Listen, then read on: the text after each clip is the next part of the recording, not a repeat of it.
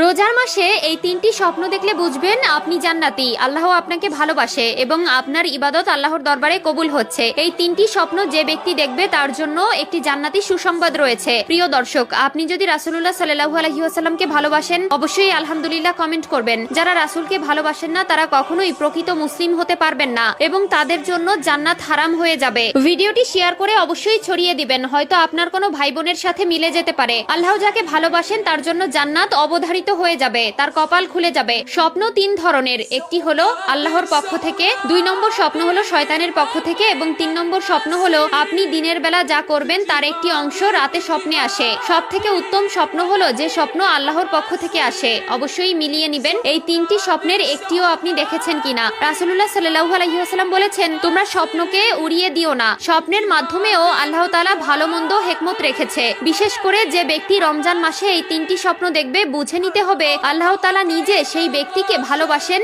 এবং তার জন্য জান্নাতের সুসংবাদ রেখেছেন। হয়তো আপনার কপাল খুলে যেতে পারে কঠিন ওই পরকালের ভয়াবহতা থেকে। 1 নম্বরে, আপনি যদি স্বপ্নে দেখেন আপনি কোরআন তেলাওয়াত করছেন, বুঝে নিবেন সেই স্বপ্ন আল্লাহর পক্ষ থেকে এসেছে। পবিত্র কোরআন ও রমজানের রোজা আল্লাহর দরবারে আপনার পক্ষ হয়ে কথা বলবে। এই স্বপ্ন দেখলে বুঝে নিবেন আল্লাহ তাআলা আপনার উপর প্রচন্ড পরিমাণে খুশি, যার ফলেই আপনি কোরআন স্বপ্ন দেখেছেন। 2 নম্বর স্বপ্নটি একটু